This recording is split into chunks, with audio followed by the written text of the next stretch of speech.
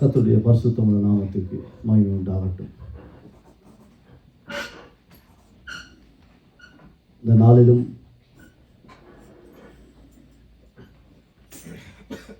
ஆண்டவரை ஆராதிக்க, அவருடைய வார்த்தையை கேட்க இந்த இடத்திலே கூடி வந்திருக்கிற ஒவ்வொருவரையும் இயேசு கிறிஸ்துவின் நாமத்தினால் ஜீவோலி திருச்சபையின் சார்பாக நாங்கள் உங்கள் ஒவ்வொருவரையும் வாழ்த்தி வரவேற்றுக் கொள்கிறோம். ஆண்டவர் நல்லவராக இருக்கிறார். இன்றைக்கு எத்தனையோ ஜனங்கள், புகழைக்குள்ளே இருக்க வேண்டிய ஜனங்கள் இன்றைக்கு புகழைக்குள்ளே இல்லை. ஆனாலும் இன்றைக்கு நாங்கள் ஒவ்வொருவரும் வந்தது எங்களுடைய பலத்தினால் அல்ல, அவர் எங்களை உந்தி தள்ளி தன்னுடைய பேழைக்குள்ளே அடக்கி தன்னை ஆராதிக்க, தன்னுடைய வார்த்தையை கேட்க இன்றைக்கு எங்களுக்கு இந்த நாள் ஆசீர்வதித்து தந்திருக்கிறார். அதான் சத்தியம். கர்த்தருடைய பரிசுத்தமுள்ள நாமத்துக்கு ஸ்தோத்திரம். இந்த நாளில் நாங்கள் ஆதியாகமும் 2வது அதிகாரம் 17வது வசனத்தை வாசிப்போம்.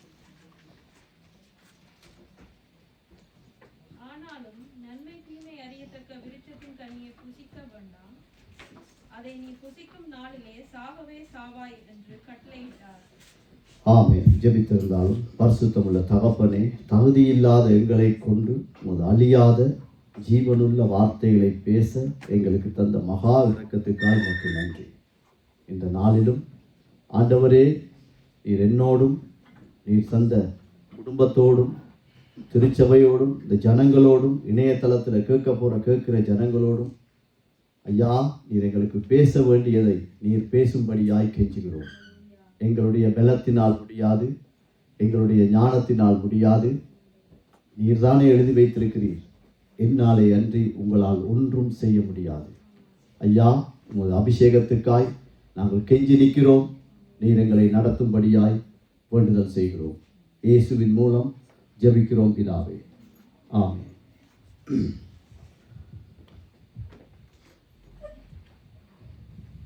ஆண்டவர் முதலாவது மனிதனை உருவாக்கின பிற்பாடு அவனுக்கு கொடுத்த முதலாவது கட்டளை, இந்த கனியை புசிக்கும் நாளிலே நீ சாவாய். இன்றைய நாளிலும் இந்த வேதாகம வார்த்தைக்கு ஒரு தலைப்பை கொடுக்க முடியுமானால், நன்மை தீமை அறிந்தவன் செத்தவனா? நன்மை தீமை அறிந்தவன் சாக முடியுமா? நன்மை தீமை ஞானம் உள்ளவன் அவன் மரித்து உயிரற்றவனாய் போக முடியுமா என்ற தலைப்பிலே நாங்கள் இந்த வசனத்தை பரிசுத்த ஆவியானவர் எங்களுக்கு தியானிக்க உதவி செய்யட்டும். கர்த்தருடைய பரிசுத்தமுள்ள நாமத்துக்கு ஸ்தோத்திரம். இந்த தேசத்திலே நன்மைக்காக போராடுகிற தேசங்கள் அதிகம். நன்மைக்காக, பாதுகாப்புக்காக முயற்சி செய்கிற ராஜாக்கள் அதிகம். உதாரணத்துக்கு இன்றைக்கு தேசங்களிலே யுத்தம். காரணம் என்ன? தன்னுடைய ஜனத்தை, தன்னுடைய தேசத்தை தான் பாதுகாக்க. அவனுக்கு நன்மை தீமை தெரிந்தபடியால் இன்னொரு தேசம், இன்னொரு இனம் எங்கள் தேசத்தை, எங்களுடைய இனத்தை விழுங்காதபடிக்கு அவன் தன்னுடைய பலத்தை எந்த அளவுக்கு கூட்ட முடியுமோ இன்றைக்கு கூட்டிக் கொண்டிருப்பதை இன்றைக்கு நாங்கள் உலக நாடுகள் மத்தியிலே பார்க்கக்கூடியதாக இருக்குது. ஆயுதங்கள் எதற்காக? சாதாரண ஒரு ஆயுதம் தொடங்கி இன்றைக்கு அணுகுண்டு வரைக்கும் அவன் உருவாக்கினது அவனுடைய நன்மை தீமை அறிந்த மனுஷன். இன்றைக்கு ரஷ்யா உக்ரைன் எடுத்துக்கொண்டால், ரஷ்யாவுக்கு, என்னுடைய தேசத்துக்கு, உன்னுடைய நாட்டினுடைய, உன்னுடைய ஐக்கியம், நீ நேட்டோ என்று சொல்லக்கூடிய சர்வதேச இராணுவத்தோடு நீ இணையும் போது என் நிலத்துக்கு ஆபத்து, என் இனத்துக்கு ஆபத்து, என் தேசத்துக்கு ஆபத்து. ஆதலால் தான் இந்த போர். இன்றைக்கு அமெரிக்கா ஈரானை எடுத்துக்கொண்டால், அணு உலைகளை, அணு உண்டை நீ வைத்திருக்கிறாய், இது எங்களுக்கு பாதுகாப்பு இல்லை, உன்னை சுற்றி இருக்கிற ஜனங்களுக்கு பாதுகாப்பு இல்லை. காரணம், அவன் நன்மை தீமை அறிந்த மனுஷனுடைய சிந்தனை வடிவம். யுத்தத்துக்கு ஒரு அறிக்கை, யுத்தத்துக்கு செலவிடுகிற பணத்திலே 10% ஒதுக்கி வைத்தால் இந்த உலகத்தில் ஒரு ஏழை கூட இருக்காது என்று அவங்களோட அறிக்கை சொல்லுது. 10% இந்த ஆயுதங்கள் உருவாக்கி, அது ஆயுத கப்பல்களாக இருக்கலாம், அணுகுண்டாக இருக்கலாம், என்னவா இருக்கலாம், இந்த யுத்தத்துக்கு பணத்தை ஒதுக்குற பணத்தில் 10% அதை ஒதுக்கினால் இந்த பூமியிலே ஒரு ஏழையும் இருக்காது. ஒருவரும் சாப்பாட்டுக்கு மற்றவரிடத்தில் கையேந்தாதபடிக்கு வாழலாம். ஆனாலும் நன்மை தீமை அறிந்த மனுஷனுடைய அறிவு இப்படிப்பட்டதாக இருக்கிறது. ஆதியாகமம் 2வது அதிகாரம் 17வது வசனத்தின்படி தேவனுடைய நன்மை தீமை, அதனுடைய பொருள் என்ன? ஏன் நன்மை தீமை அறிகிற அந்த விருட்சத்தின் கனியை நீ புசிக்க கூடாது என்று கர்த்தர் சொன்னார் என்றால், கர்த்தரால் உருவாக்கப்பட்ட மனுஷன் சாவாமையை அடையக்கூடாது, அவன் மரணத்தை சந்திக்க கூடாது. இதுதான் அவருடைய நோக்கமாயிருந்தது.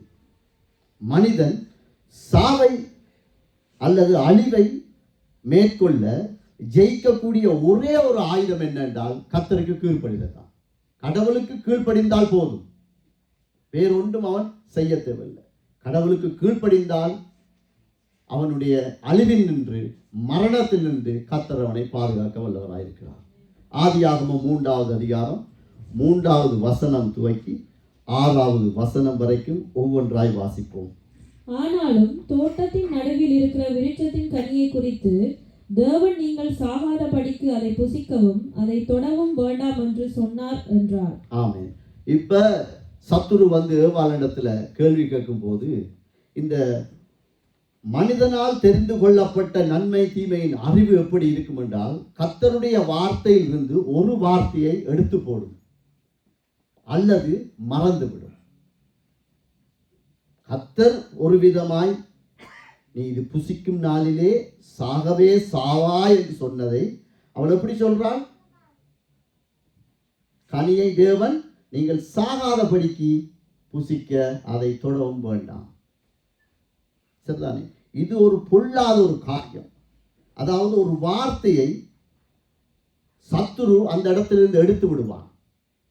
கர்த்தருடைய வார்த்தை ஒன்றை சொல்லும், அது எல்லா வார்த்தையும் நின்று ஒரு வசனத்தை தவிர்த்து விட்டு ஒரு மனுஷன் வாழ ஆரம்பிக்கிற ஒரு காட்சி இது. நீ தொடாத, கிட்ட போகாத, அதை பார்க்காத, தோட்டத்தில் நடுவில் இருக்கும் இந்த விருட்சத்தின் கனியை தேவன் நீங்கள் சாகாதபடிக்கு.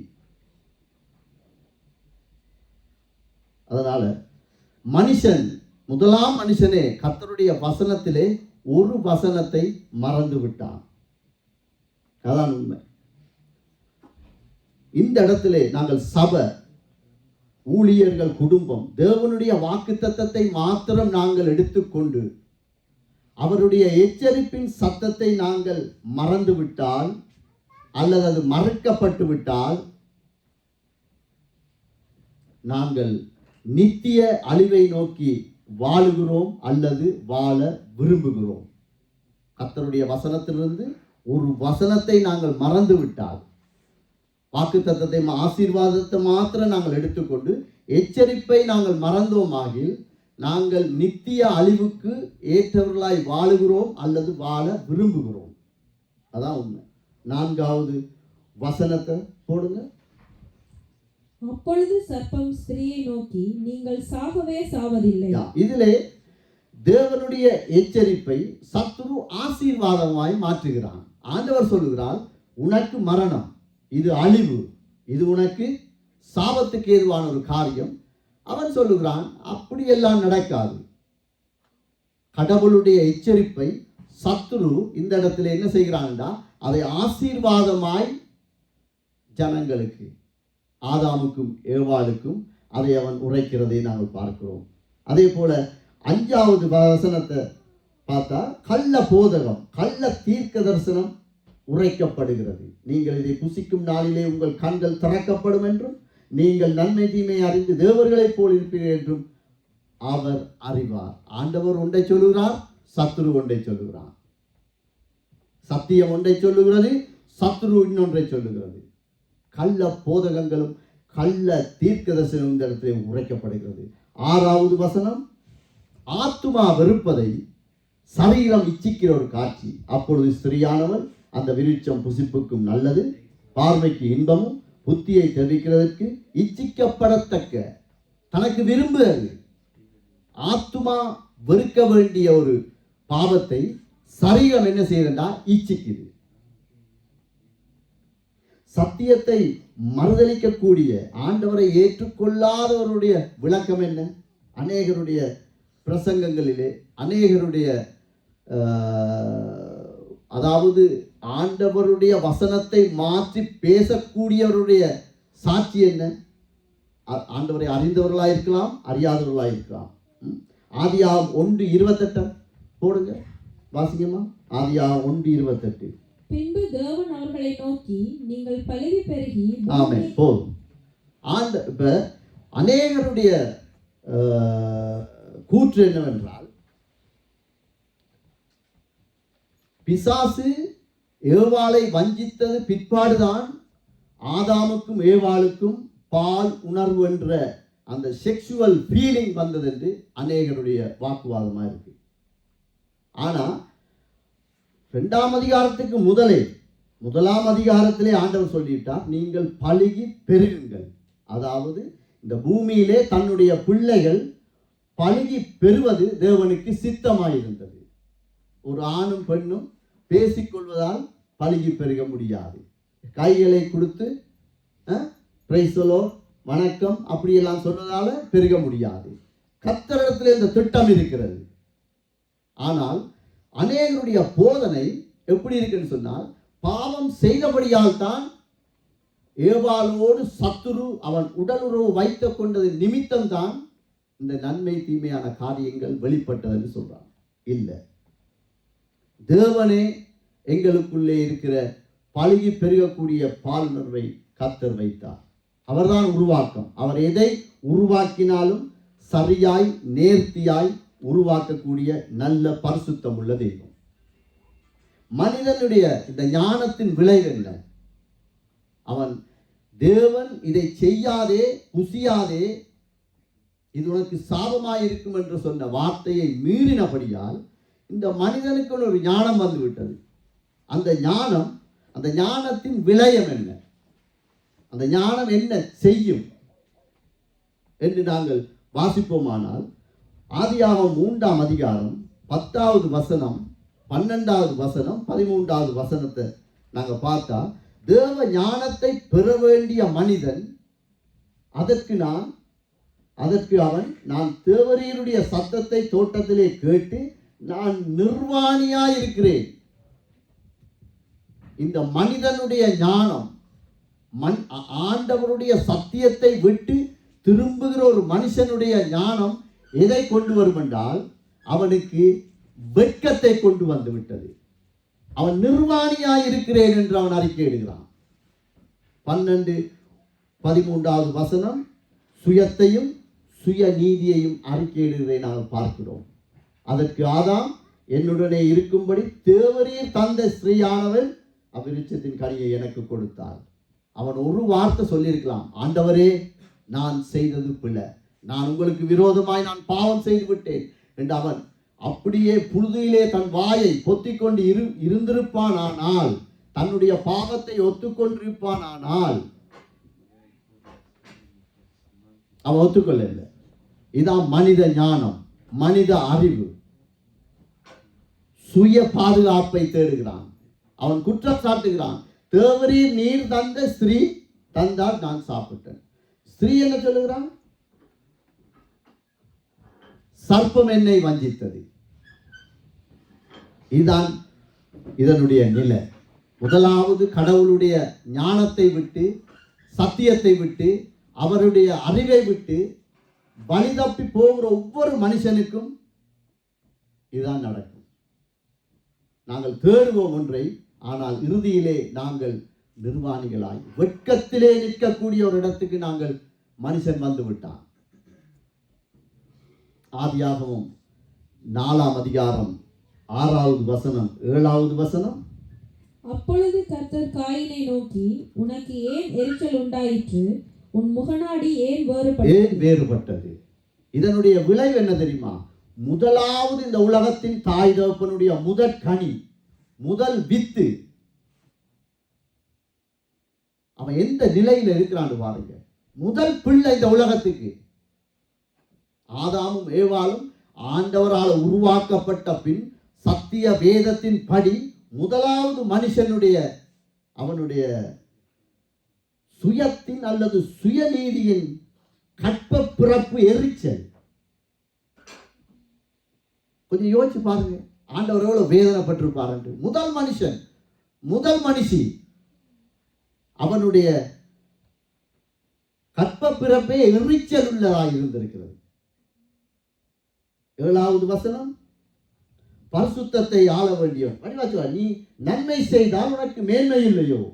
நீ நன்மை செய்யாதிருந்தால் பாவம் வாசப்படியில் படுத்திருக்கும், அவன் ஆசை உன்னை பற்றி இருக்கும், நீ அவனை ஆண்டு கொள்வாய். பரிசுத்தத்தை ஆள வேண்டிய மனுஷன், முதல் மனுஷன், முதல் கனி, முதல் வித்து, பரிசுத்தத்தை ஆராதிக்க வேண்டியவன், ஆள வேண்டியவன், பாவத்தை ஆண்டு கொள்ளும் ஒரு காட்சி. இதான் இந்த மனுஷனுடைய சுயநீதிக்கும் அவனுடைய ஞானத்துக்கும் அவனுடைய சிந்தனைக்கும் அவனுடைய ஞானத்துக்கும் புத்திக்கும் இருக்கிற பதில். இதுதான் கர்த்தரை விட்டு விலகி போகிற மனுஷன் எடுக்கிற எந்த ஞானமும் எந்த முடிவும் இந்த இடத்துல வந்து முடிஞ்சிருக்கு. இது ஆதியிலே போடப்பட்ட ஒரு சாபத்தின் விதை.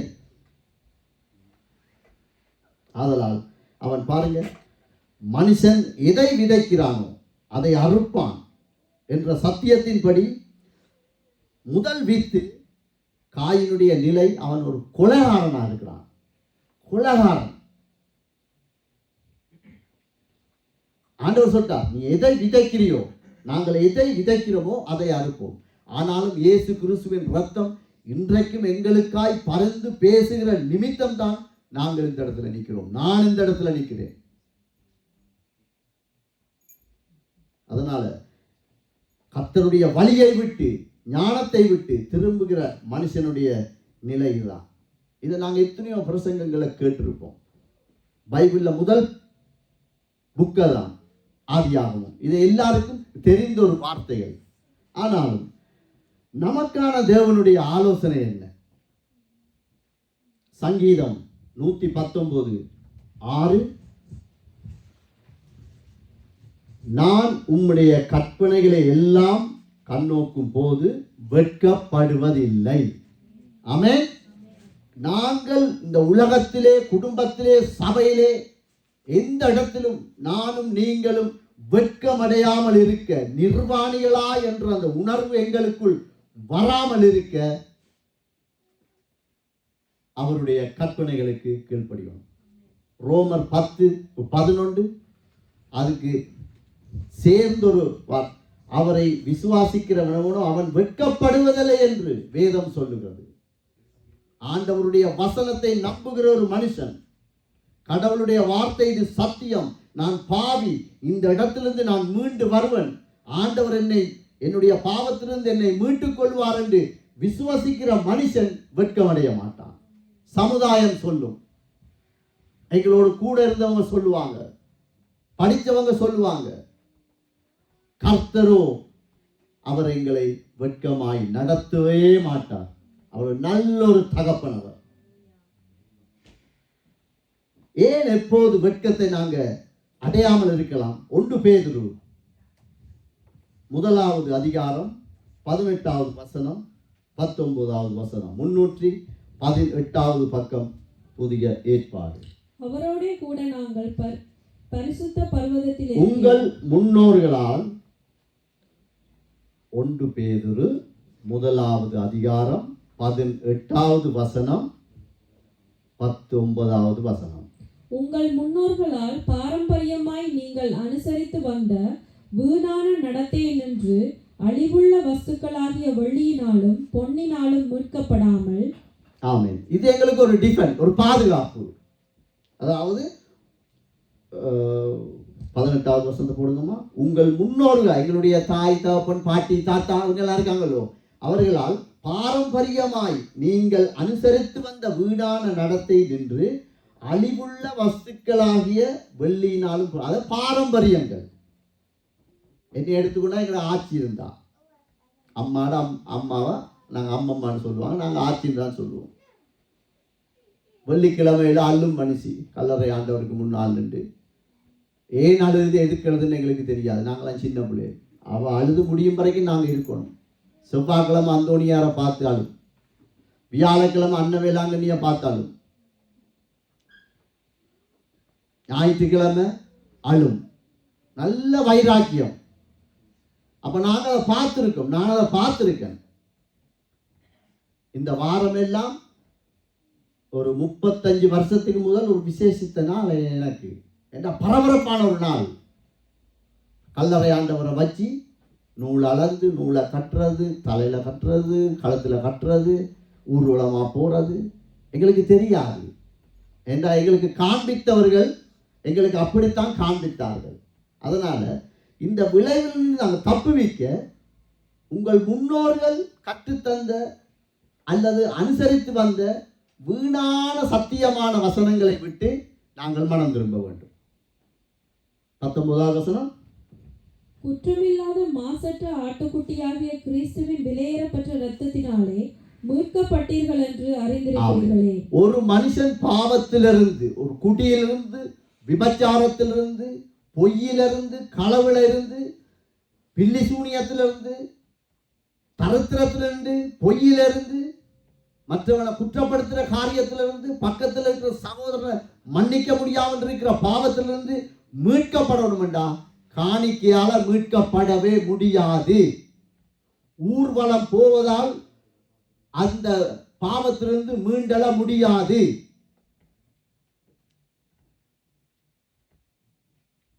மலை ஏறினால் முடியாது, தீ கொளித்தால் முடியாது, என்ன செஞ்சாலும் முடியாது. ஒரே ஒரு வழிதான் இருக்கு. குற்றமில்லாத மாசற்ற ஆட்டுக்குட்டி யாகிய இயேசு கிறிஸ்துவின் விலையேற பெற்ற இரத்தத்தினால் அல்லாமல் எங்களுக்கு விடுதலை இல்லை. பாரம்பரியம் எங்களுக்கு ஒன்று சொல்லி தந்தது. நான் ஒரு இஸ்லாமிய ஒரு அம்மாவுக்கும் ஒரு அப்பாவுக்கும் நான் பிறந்திருந்தால் எனக்கு அப்துல்லான்னு வச்சிருப்பாங்க. குர்ஆன் படி தான் நான் இருந்திருப்பேன். எனக்கு தெரியாது.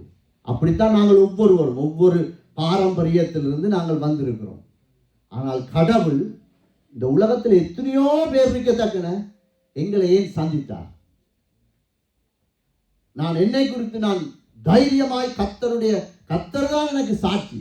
அவர் என்னை தெரிந்து கொள்வதற்கு என்னிடத்தில் ஒரு நன்மையும் இருக்க இல்லை, ஒரு நன்மையும் இருக்கல்ல. ஆனாலும் அவர் தெரிந்து கொண்டது நோக்கம் என்ன? அந்த கிருபை, அந்த இரத்தம் என்னை கண்டது. அதே போல தான் எங்களை பார்த்திருக்கு. இன்றைக்கு நாங்கள் பாரம்பரியம் என்று சொல்றோம். பாருங்க, அதாவது மேரி மாதாவை குறித்து இப்ப வந்த போப் லியோ என்ற போப், அவருடைய நாவின் அறிக்கை என்ன?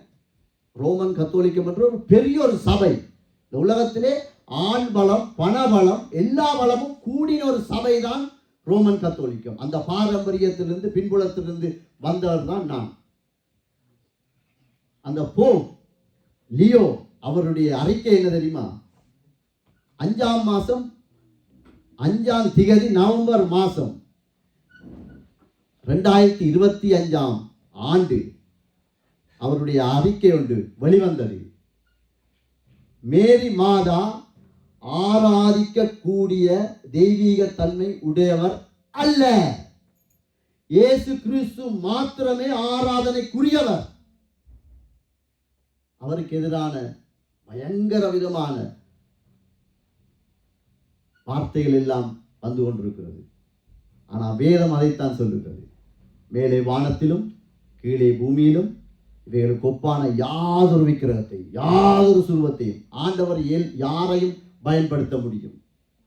இயேசு கிறிஸ்து எங்களுடைய பாவத்துக்காய் அவர் மரிப்பதற்கு, அவர் மாமிசமாய் வருவதற்கு ஒரு பரிசுத்தமுள்ள ஒரு பாத்திரம் தான் மரியாள். மரியாளை நாங்கள் ஒதுக்கவில்லை, வெறுக்கவில்லை. பரிசுத்தர், ஆண்டவருடைய வசனத்துக்கு கீழ்ப்படிந்து வாழ்ந்த ஒரு மனுஷியை கர்த்தர் எடுத்து பயன்படுத்தினார். இது 2025 வருஷத்துக்கு பிறகு ஒரு அறிக்கை வந்திருக்குது. அதனால நாங்கள் கடவுளுடைய இரத்தத்தினாலே மீட்கப்பட்டிருக்கிறோம் என்பதில் நாங்கள் பயப்படக்கூடாது, வெட்கமடைய தேவையில்லை.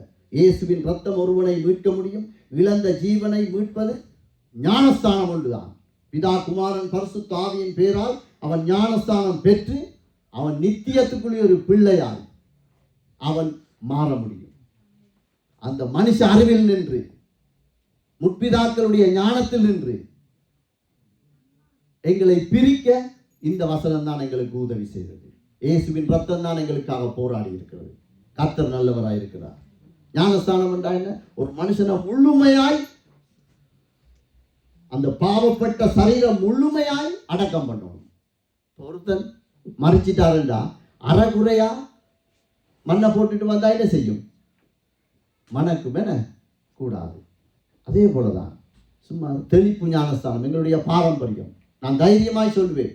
என்ன, நான் கிட்டத்தட்ட ஃபாதர்ஸ் மாரோட இருந்து வளர்ந்த ஒரு ஆள். நான் ஓல்ட பாய்ஸா இருந்திருக்கிறேன். ஃபாதர்ஸ் மாரோட தான் இருப்பேன் 24 மணித்தியாலம். ஆனா ஆண்டவர் சொல்றான், நீ முழுமையாய் அடக்கம் பண்ணப்படணும். அப்பதான் நீ நித்திய ஜீவனுக்குரிய இந்த பிள்ளை.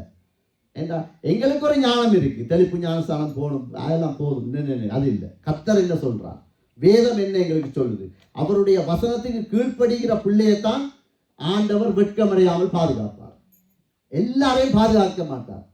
அவர் ஒரு லோ வச்சா லோ வச்சேதான். அதனால நாங்கள் இந்த காரியத்துல நாங்கள் சரியா ஞானஸ்தானம் எடுக்காதவங்க யோசிங்க, இந்த வார்த்தைகளை வாசிங்க. நான் முழுவதுமாய் அடக்கம் பண்ணப்படணும். கையை மட்டும் கொடுக்கக்கூடாது, காலை மட்டும் கொடுக்கக்கூடாது. உச்சம் தலைந்து உள்ளங்கால் வரைக்கும் பலன் இருக்காது. நீங்க யாரும் நினைக்காங்க ஞானஸ்தானம் எடுத்த உடனே நாங்க அப்படியே தேவதூதர் மாதிரி. நான் எத்தனையோ தரம் விழுந்திருக்கேன்.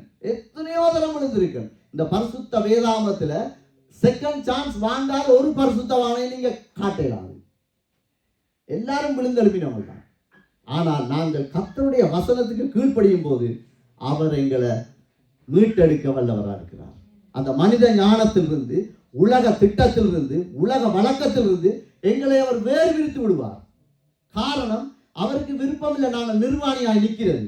எங்க பிள்ளைகள் வெட்கப்பட்டு நிற்கிறது பரலோகத்துக்கு விருப்பம் இல்லை.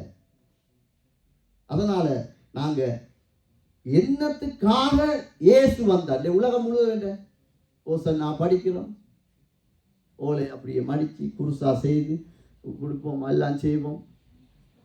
பார வள்ளிக்கிழமை பெரிய வள்ளி எல்லாம் சரி. ஆனா வசனம் இருக்கா எங்களுக்குள்ள? முற்பிதாக்களுடைய சட்ட திட்டங்களை நாங்கள் கை கொள்ள கூடாது. மீட்கப்பட்ட சபை, ஊழியர், குடும்பம், இப்படிப்பட்ட நாங்கள் ஒவ்வொருவரும் கடவுள் எங்களை பார்க்கிற ஒரு கேள்வி என்ன? இப்ப நாங்கள் இயேசு கிறிஸ்துவின் ரத்தத்தினால கழுவப்பட்ட, பாவம் மன்னிக்கப்பட்ட ஜனங்களாய் இந்த இடத்துல இருக்கிறோம். எங்களை குறித்து ஆண்டவர் ஒரு கேள்வி கேட்டா எப்படி இருக்கும்? எடுத்து வாசிப்போம். கொலோசியர் 2வது அதிகாரம் 20வது வசனம், 21வது வசனம் +23b பகுதி. நீங்கள் கிறிஸ்துவுடனே கூட உலகத்தின் வழிபாடுகளுக்கு மரித்ததுண்டானால் இன்னும் உலக வழக்கத்தின்படி பிழைக்கிறவர்கள் போல நீங்க இயேசு கிறிஸ்துவின் ரத்தத்தினால நானும் என் வீட்டாரும் நாங்கள் பாவத்திலிருந்து விடுதலை பெற்றால் உலக வழக்கத்தின்படி 2 எஜமான்களுக்கு நாங்கள் எப்படி வாழ முடியும் என்று கேட்கிறார். 2 பேருக்கு நாங்கள் எப்படி ஆராதனை செய்வது? அதான் இந்த வசனத்துடைய பொருள். என்னுடைய இரத்தத்தினால் மீட்கப்பட்டேன் என்று ஓசன்னா படிக்கலாம், இயேசு நல்லவர் என்று சொல்லலாம், இயேசு கிறிஸ்துவின் ரத்தம் என்னை மீட்டது என்று சொல்லலாம். ஆனால் 2 எஜமான்களுக்கு நாங்கள் எப்படி வேலை செய்வது என்று கர்த்தரை பார்த்து கேட்கிறார். 21வது வசனம், மனுஷருடைய கற்பனைகளின் படியும் போதகங்களின் படியும் நடந்து தொடாதே, ருசி பாராதே, தூண்டாதே என்கிற கட்டளைகளுக்கு உட்படுகிறது என்ன? ஆமென். கடவுள் ஒரு வார்த்தையை சொல்லி இருக்கிறார், ஒரு வேதத்தை எழுதி வைத்திருக்கிறார், ஒரு லோவை தந்திருக்கார், ஒரு ஆண்டவருடைய ஒரு கட்டளை இருக்கிறது.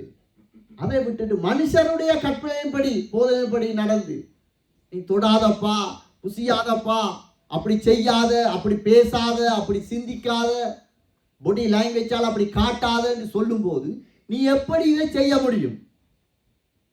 நாங்க யாரோடு நட்பு வச்சிருக்கிறோம் என்ற முக்கியம். எங்களோட உடுப்புல கவனமா இருக்கணும், மிச்சம் கவனமா இருக்கணும். பாரம்பரியம் ஒன்றை சொல்லும், நாங்க ஐரோப்பால இருக்கிறோம், அதெல்லாம் நோமல் இல்லை. ஏனென்றால் இயேசு கிறிஸ்துவின் ரத்தத்தினால நான் மீட்கப்பட்ட ஒரு பிள்ளை, இயேசு கிறிஸ்துவின் ரத்தத்தினால நான் மீட்கப்பட்ட ஒரு குடும்ப தலைவன், ஒரு தலைவி, ஒரு ஊழியக்காரன். மனுஷருடைய வழக்கத்தின்படி எங்களுடைய அலங்காரமோ எங்களுடைய நட்போ இருக்கவே கூடாது. ஆண்டவர் கேட்கிறார், எப்படி இதெல்லாம் கட்டளை உட்படுறது என்ன? 23வது வசனம் பி பகுதி.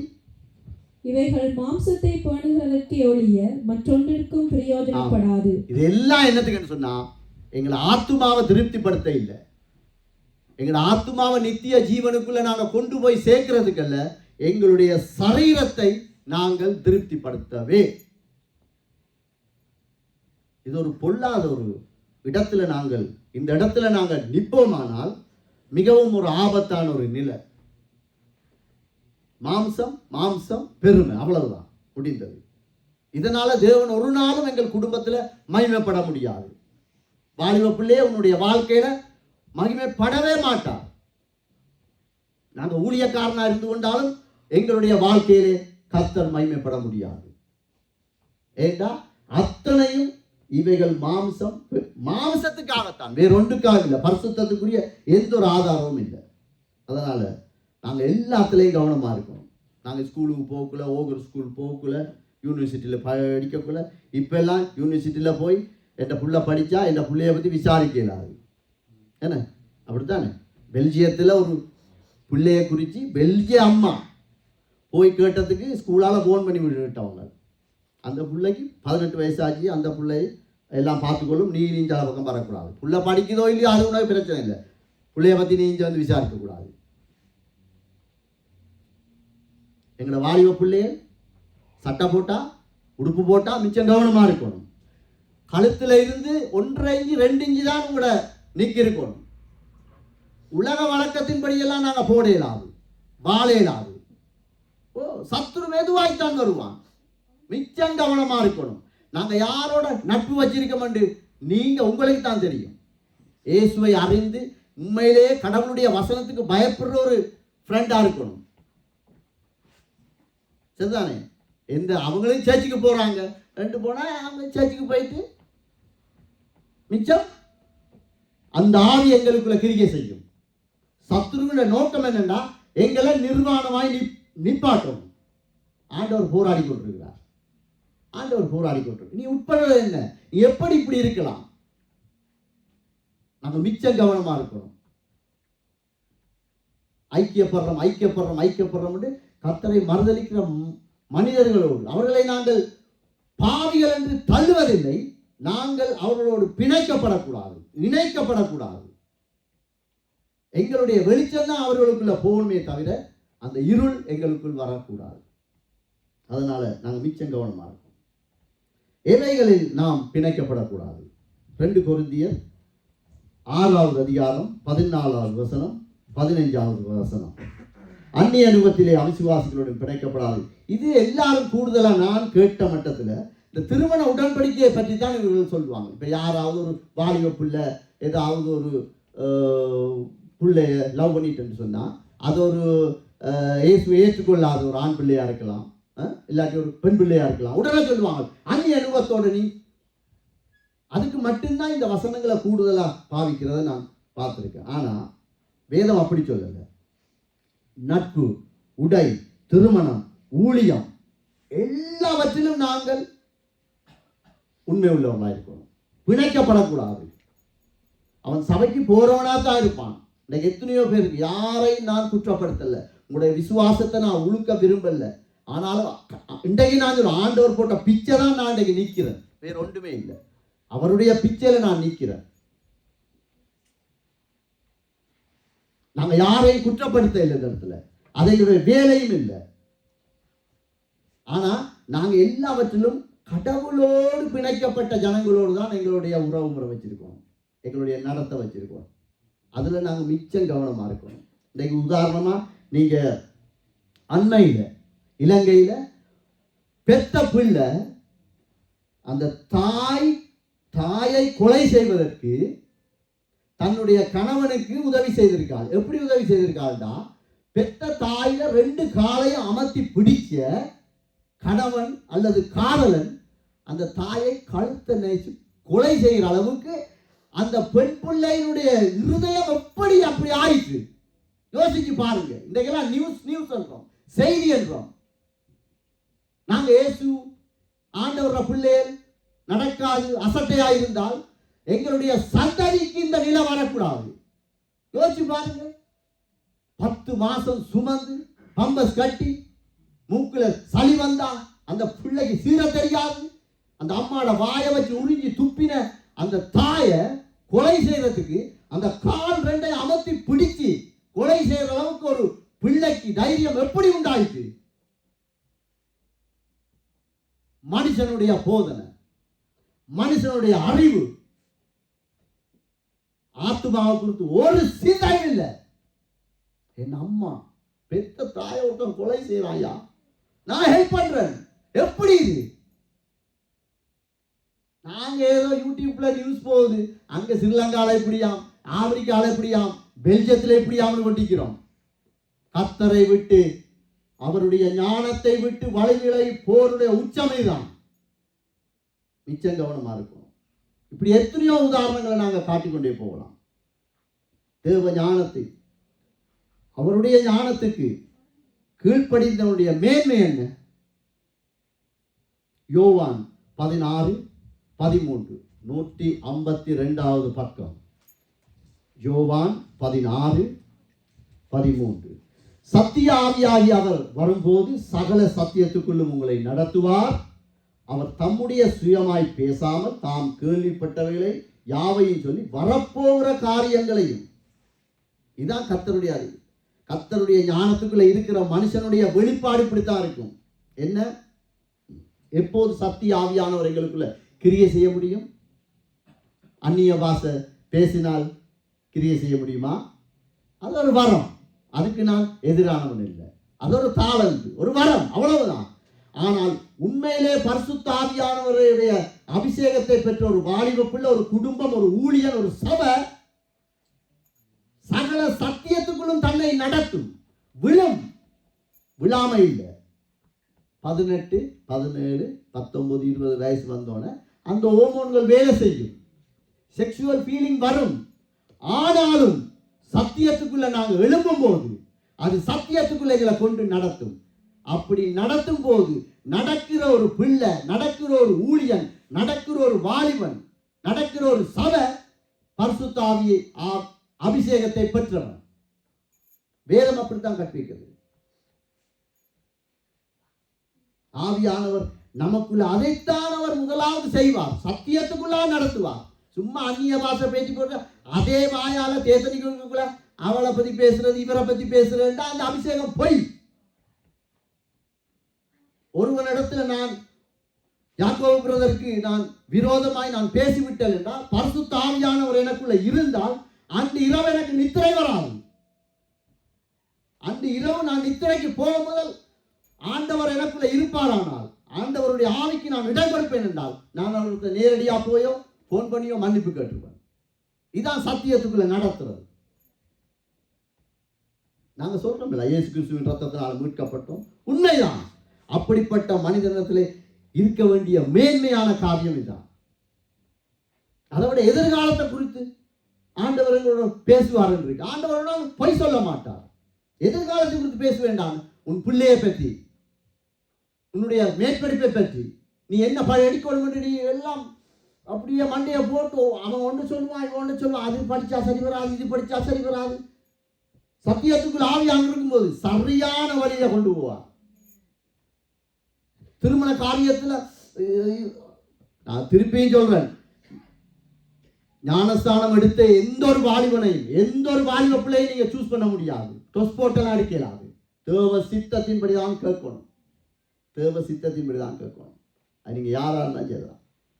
எதிர்காலத்தை குறித்து ஆண்டவர் எங்களோட பேசுவார். நாங்க அதுக்கெல்லாம் தராதரம் உள்ளவர்களா? யோசிச்சு பாருங்க. எதிர்காலத்தை குறித்து எங்களோட பேசுவார். உங்க குடும்பத்தை நீ எப்படி நடத்தணும், பேரப்பிள்ளையில எப்படி நடத்தணும் என்றெல்லாம் ஆண்டவர்களோட பேசுவார். பொய் சொல்லல. வரப்போகிற காரியங்களை உங்களுக்கு அறிவிப்பார். ஏதாவது பிரச்சனை வருதா உனக்கு எச்சரித்து காத்துக் கொள்வார். இதுதான் பரிசுத்த ஆவியானவர் எங்களுக்குள்ள இருக்கிற மேன்மை. இதுல நாங்க கவனமா இருக்கணும். இந்த ஞானம் யாருக்கு அருளப்படும்? சுயத்தையும் சுயநீதியையும் வேரோடு அழிக்கிற ஒரு வாக்குத்தத்தம் இருக்கு. எல்லாருக்கும் இந்த அபிஷேகம், இந்த நாங்க என்னன்னா எலியாவின் தேவன் பாட்டு படிக்கக்குள்ள ஆட்டிச்சு ராம்சரில் ஆட்டிச்சு அக்கினி இறக்கும் அங்க இறங்காத ஒன்றும். ஆரோ மனுஷன் படிச்ச பாட்டு, அவன் ஏதோ காலையில எழும்பி 5 மணிக்கு 3 மணிக்கு எழுப்பி உபவாசத்தோடு ஜபிக்கிற நேரம் அவருக்கு வேத வார்த்தையின்படி ஒரு பாடலை, அது ஓகே, அதுல ஒரு இதுவும் இல்லை. ஆனா நாங்க படிக்கிறதால அக்கினி எங்களுக்குள்ள இறங்காது. யாரா இருந்தாலும் சரிதான், சரிதானே? இந்த சுயத்தையும் சுயநீதியை நாங்கள் வேரோடு அழிக்கக்கூடிய ஒரு வாக்குத்தத்தம் ஒன்று இருக்கு. யோவான் 13 3வது அதிகாரம் தொடக்கம் 5 வரைக்கும். தம்முடைய கையில் பிதா எல்லாவற்றையும் ஒப்பு கொடுத்தார் என்பதை பார்க்கணும். இப்ப இயேசு கிறிஸ்து சொல்றார், இந்த வானத்தையும் பூமியை உண்டாக்கின சர்வ வல்லமுள்ள தெய்வம் பிதாவானவர் சகலவற்றையும் அவருடைய கையிலே ஒப்பு கொடுத்தார் என்று அறிந்து தாம் தேவனிடத்திலிருந்து வந்ததையும் தேவனிடத்துக்கு போக போறதையும் இயேசு அறிந்து, தெரியாம இல்லை, சரிதானே? எல்லா தகுதியும் இருக்கு அவருக்கு, எல்லா சகலமும் அவருடைய கையிலான் இருக்கு.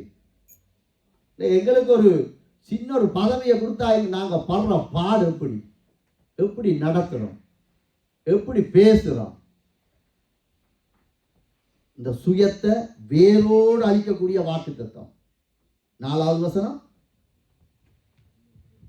போஜனத்தை விட்டெழுந்து வஸ்திரங்களை கலற்றி ஒரு சீலையை எடுத்து அறையிலே கட்டிக்கொண்டு. 5வது வசனம், பின்பு பாத்திரத்தில் தண்ணீரை பார்த்து சீசருடைய கால்களை கழுவத் தொடங்கினார்.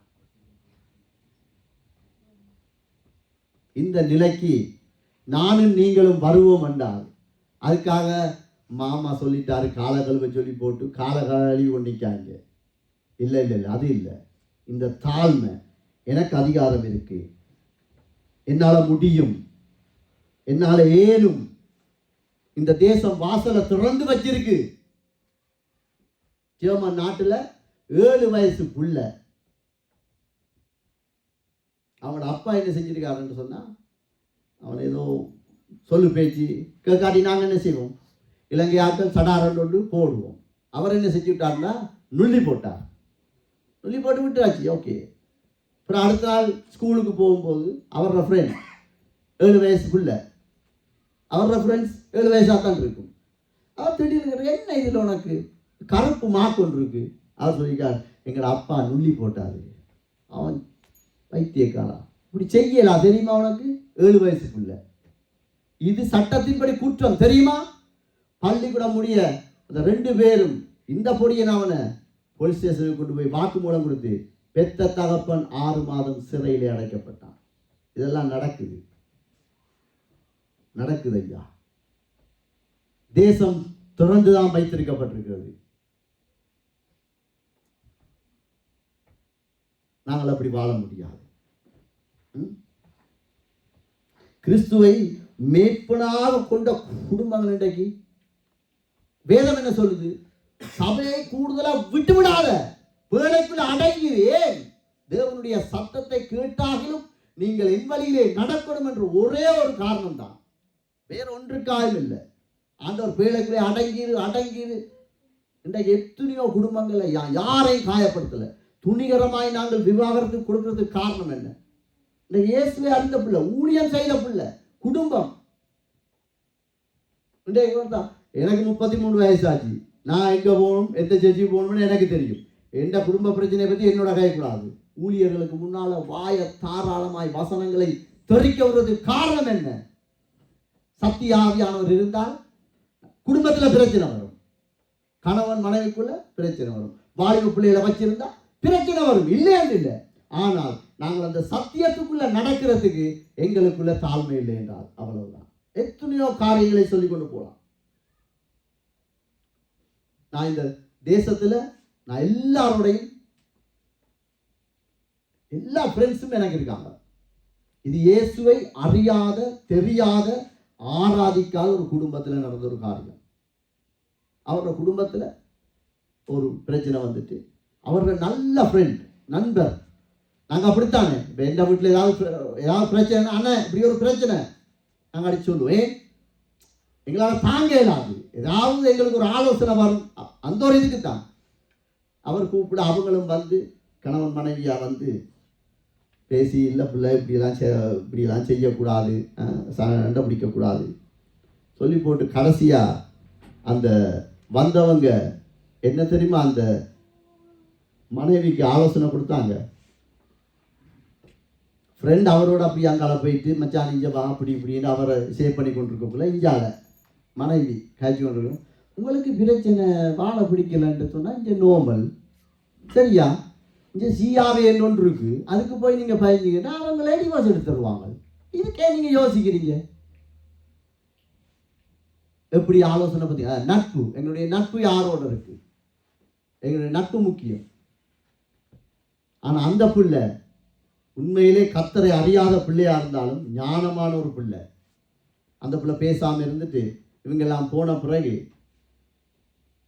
இவர் வந்து கத்தக்குள்ள சொன்னாராம், நீங்கள் யாரையும் கூப்பிடுங்க, இவங்கள கூப்பிடாங்க எங்களோட குடும்ப பிரச்சனைக்கு. ஏன்னு கேட்க அவங்க இப்படி ஒரு ஐடியாவை சொல்லி ஃபோன் நம்பர், வெப்சைட் எல்லாம் கொடுத்துட்டு போயிட்டாங்க. அந்த பிள்ளை தூக்கி போட்டுட்டாப்பா உண்ட ஃப்ரெண்ட். பார்த்தீங்களா எங்கேருந்து இங்கே வருதுண்டு. நாங்கள் அப்படி இசை போட அதான் சொல்லணும், மிச்சம் கவனமாக இருக்கணும். பரிசுத்த ஆவியானவர் எனக்குள் இருந்தால் நான் மன்னிக்க தயாராக இருப்பேன். மறக்கிறதுக்கு எனக்கு ரெடி. 5 வருஷத்துக்கு முதல் இவன் இப்படி சொன்னானே, இவன் இப்படி பேசினானே என்ற இடத்துக்கு என்னுடைய இருதயம் போகாது, போக விடாது. காரணம் சத்தியம் என்ன சொல்லுது, அவரே சகலமும் அவருடைய கையில் இருக்கும் போதே பிதாவின் சித்தத்தின் படியே நான் வாழ்வேன் என்று அவரே தாழ்மையாய் காட்டிக் கொடுக்கிறவனுடைய காலையும் கழுவ முடியுமானால் நானும் நீங்களும் எம்மாத்திரம். சரிதானே? நாங்கள் மிச்சம் கவனமாக இருக்கணும். இயேசுவின் பிள்ளை, உயிர்த்த ஞாயிறு வரப்போகுது, ஆண்டவர் உயிர்த்தெழுந்தார், அல்லேலூயா எல்லாம் நாங்கள் பாட போகிறோம். சரிதானே? நாங்கள் இந்த காரியத்தில், இந்த வசனத்துக்கு, இந்த சத்தியத்துக்கு நானும் நீங்களும் சரியா பிள்ளையான்னு நானும் நீங்களும் தான் நிதானிக்கணும். நாம எதை செய்தாலும் எதை கேட்டாலும் வைராக்கியமாய் தேட வேண்டும். ஒரே ஒரு காரியம் தான், ஒரே ஒரு காரியம். நான் அப்படித்தான் ஜெபம் பண்ணது. கர்த்தரை அறியாத, கர்த்தரை சிநேகிக்காத, தேவனை மறுதலிக்கிற எந்த ஒரு சந்ததியும் கர்த்தர் தந்த இந்த 3 பிள்ளைகள் வரவே கூடாது, வரவே கூடாது. அந்நிய நுகத்தோடு பிணைக்கப்படாத வரவே கூடாது. கர்த்தரை மறுதலிக்க வரவே கூடாது. ஐரோப்பாவில் இங்க பிறந்த பிள்ளை பிரதர் அப்படித்தான் இருக்கும் இல்ல.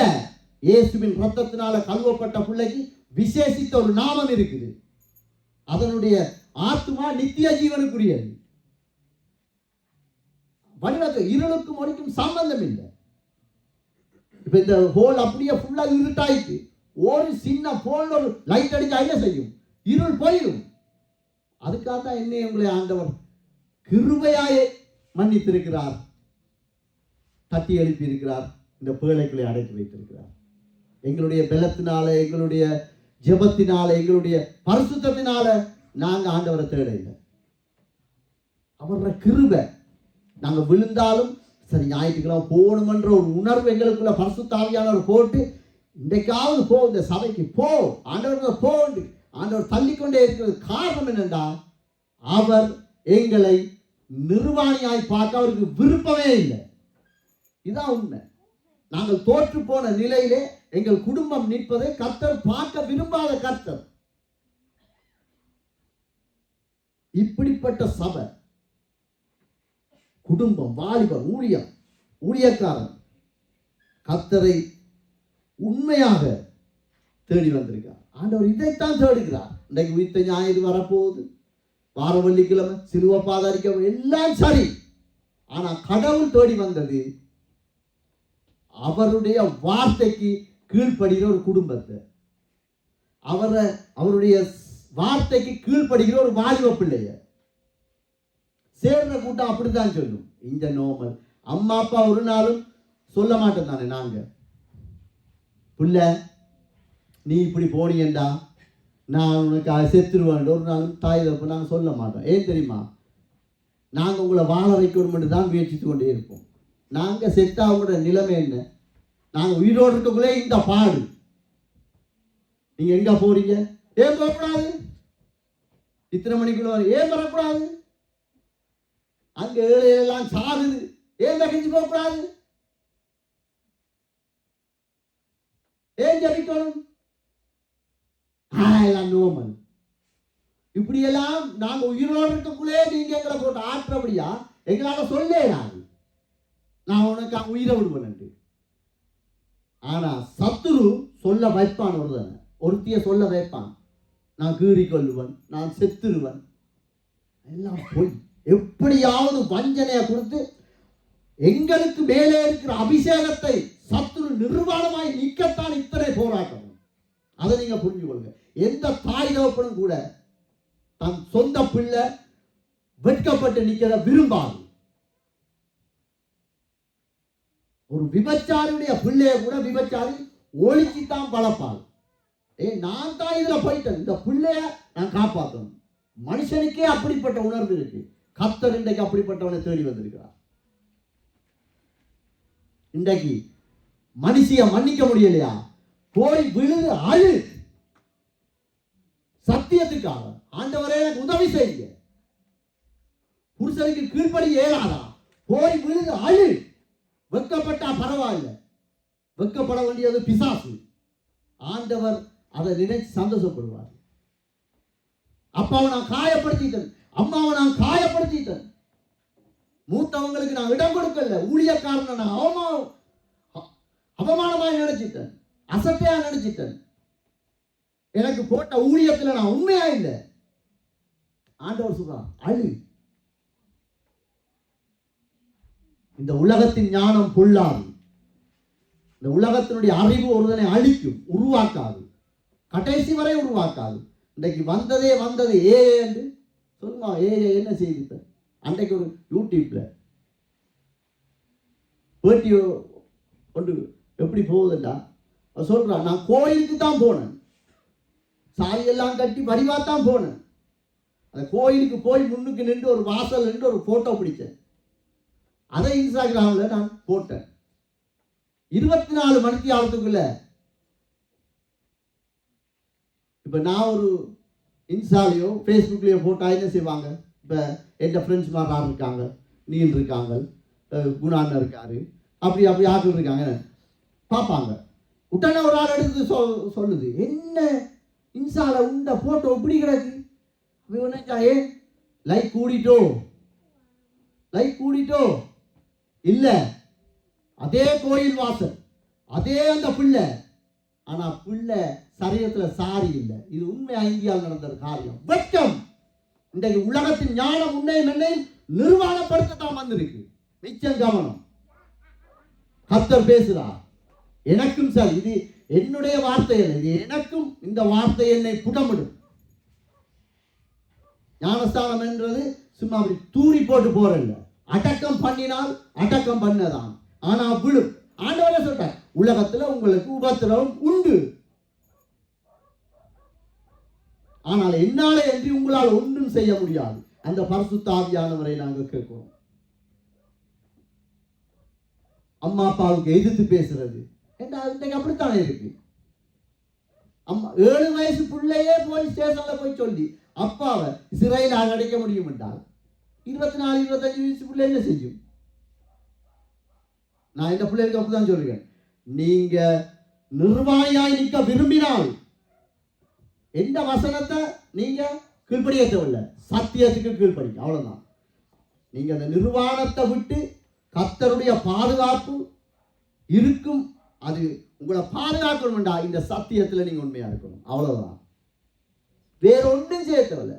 கர்த்தருக்கு கீழ்ப்படுகிறது தான் வெட்கமடையாத ஒரு வாழ்க்கை. உலகம் சொல்லும், நீ உழைச்சிட்டு வா, ஒரு வீடு வாங்கிட்டு, அவனை பாரு இன்னொரு வீடு வாங்கிட்டான், அவனை பாரு, விசா இப்பதான் கிடைச்சது, பிசினஸ்ல இருக்கான், நீ ஞாயிற்றுக்கிழமை சர்ச்சுக்கு போறான். அறிவு அப்படித்தான் சொல்லும். யாரா இருந்தாலும் நாங்களும் அப்படித்தான் ஓடினாக்கள். சரியா? இது கூட விசுவாசத்தை போட்டு உழுக்க வச்சு வார ஞாயிற்றுக்கிழமை உங்களை எல்லாரையும் இந்த சபைக்கு போனா இவங்க இப்படிதான் குற்றப்படுத்தான்னு சொல்றதுக்கு அல்ல. இந்த வசனத்தை நான் அபியாசப்படுத்தி பார்த்தேன். இந்த வசனத்தை எனக்கு முன்னால கொண்டு நிறுத்தி பார்த்தேன். அதை எழுதி பார்க்க ஆவியானவர் எனக்கு உதவி செய்தார். அநேக காரியங்களை நான் ஒப்புரவாக ஆண்டவர் எனக்கு உதவி செய்தார். நான் அபியாசப்படுத்தாத எந்த ஒரு வசனத்தையும் நான் ஆண்டவரே சபையில நான் பேசக்கூடாதுன்னு ஆண்டவர்கிட்ட நான் கெஞ்சி மண்டாடி இருக்கிறேன். சரிதானே? அதனால இன்றைக்கு நானும் நீங்களும் குடும்பமாக சரி, கணவனா சரி, மனைவியா சரி, வாலிப பிள்ளையா சரி, ஊழியக்காரனா சரி, நாங்கள் உலக வழக்கத்தின்படி கிறிஸ்துவின் சிலுவைக்கு பின்னால் ஓடுகிறோமா அல்லது வசனத்தின்படி சிலுவைக்கு பின்னால் ஓடுகிறோமா? அவ்வளவுதான். அவ்வளவுதான். எல்லா சாராயபோத்தலையும் என்ன இருக்கு? மது அருந்துவது உடல் நலத்துக்கு கேடு. இருக்கா இல்லையா? இருக்கு. குடிச்சோமா இல்லையா? குடிச்சோம். சிகரெட் பெட்டியில் என்ன இருக்கு? படமே போட்டிருக்கான். முதல் தான் வாசிக்கிறது யாருக்காவது பிரச்சனை போட்டு இப்போ போட்டோ கொடுத்துருக்கான். டிரைவிங் ஓடக்குள்ள ஏதாவது நாங்கள் ஏதாவது பிள்ளையா ஓடிட்டோம்னு சொன்னா இப்போ போட்டோவோடு தான் எங்களுக்கு வருது. ஏன்? உனக்கு வாசிக்க தெரியாது. நெதர்லாந்து உனக்கு வாசிக்க தெரியாது. அதனால உண்ட கார நம்ம பிள்ளை உண்ட முகம் போட்டு போட்டோ அனுப்பியிருக்கு. அப்படி நம்பணும். அப்படி சிகரெட் பையில என்ன போட்டிருக்கான்? நாக்கு அழுகின மாதிரி, பல் அழுகின மாதிரி, ஈரல் அழுகின மாதிரி எல்லாம் போட்டோ இருக்கு. அதை வாங்கி குடிக்கிறோமா இல்லையா? குடிச்சோமா இல்லையா? குடிக்கிறாங்களா இல்லையா? உலக ஞானம் அது பரவாயில்லை, எங்களுக்கு வராது. எங்கள் குடும்பங்களை குறித்து, எங்கள் மருமக்களை குறித்து, எங்களுக்கு தந்த பிள்ளைகளை குறித்து, எங்களுக்கு தரப்போற பேர குழந்தைகளை குறித்து, அவருடைய சந்ததியை குறித்து கர்த்தர் திட்டம் வைத்திருக்கிறார். அந்த திட்டத்தை அழித்து நிர்வாணமாய் நிற்பதே பிசாசின் திட்டமாய் இருக்கிறது. கர்த்தர் இன்றைக்கு அதில் எங்களை விடுதலை தருவார். அழுகிற மனுஷன் நீங்க வெட்கப்படாங்க. ஆண்டவரே, உங்களுக்கும் ஆண்டவருக்கும் தான். பிரச்சனை இல்லாத குடும்பம் இல்லை, பிரச்சனை இல்லாத சபை இல்லை, பிரச்சனைப்படாத ஊழியக்காரர்கள் இல்லை. ஆனால் சகல சத்தியத்துக்குள்ளும் நடத்தக்கூடியவர் நம்மோடு இருக்கிறார். நாங்கள் அவரோட ஒப்புரவாகினால் கர்த்தர் எங்களோடு பேசுவார். கர்த்தர் எங்களுக்கு உதவி செய்வார். அவர் அதுக்காகத்தான் இருக்கிறார். அவர் சாதாரணமாக எங்களை மீட்டுக் கொள்ளல. இயேசு கிறிஸ்துவின் ரத்தம் சகல பாவங்களை நீக்கி அவர் எங்களை பரிசுத்தப்படுத்துவார். வேதம் சொல்லுகிறது, மனுஷன் ஒரே தரம் மரிப்பதும் அவன் நியாய தீர்ப்பு அடைவதும் அவனுக்கு நியமிக்கப்பட்டிருக்கிறது. நாங்கள் இந்த சபை முடிஞ்சோட பேசுற பேச்சுக்கு வார்த்தைக்கு பதில் சொல்லி ஆகணும். மனுஷிக்கு விரோதமாய், எங்கட சொந்த சரீரத்துக்கு விரோதமாய், பொண்டாட்டிக்கு விரோதமா, புருஷனுக்கு விரோதமா, ஏன் பொண்டாட்டியை பத்தி இன்னொருத்தனோட போய் பேசுறது, இன்னொரு குடும்பத்தோட பேசுறது, எந்த புருஷனை பத்தி இன்னொருத்தனோட பேசுறது, நாங்கள் கணக்கு கொடுத்தே ஆகணும். பரிசுத்த ஆவியானவர் ஒரு மனுஷனுக்குள், மனுஷிக்குள், குடும்பத்துக்குள் இருக்கிற இருதயம் இப்படி செய்யாது. ஆனா அதனால நாங்க தோத்து போக தேவையில்லை, பயந்து போக தேவையில்லை. ஆண்டவர் சொல்றார், சுமை சுமந்து போறேன், நீங்கள் எல்லோரும் என்னிடத்தில் வாருங்கள், நான் உங்களுக்கு இளைப்பாறுதல் தருவேன். நான் தான் வழி, நான் தான் சத்தியம், நான் தான் ஜீவன். கர்த்தர் எங்களுக்கு உதவி செய்ய வல்லவராக இருக்கிறார்.